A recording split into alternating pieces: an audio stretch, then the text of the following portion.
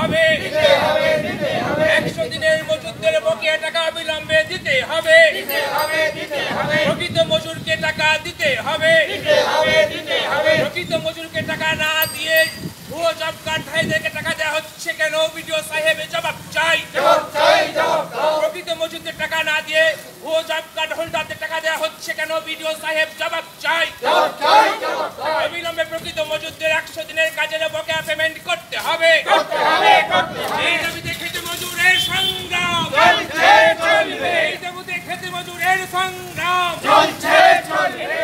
জিন্দাবাদ ভারত ক্ষেত মজুর ঐক্য জিন্দাবাদ 100 দিনের বকেয়া মজুরের অবিলম্বে মজুরি দিতে হবে প্রকৃত মজুরদের 100 দিনের বকেয়া টাকা পেমেন্ট করতে হবে প্রকৃত মজুরকে টাকা না দিয়ে ভুয়ো জব কার্ড হোল্ডারদেরকে টাকা দেওয়া হচ্ছে কেন? বিডিও সাহেব জবাব চাই।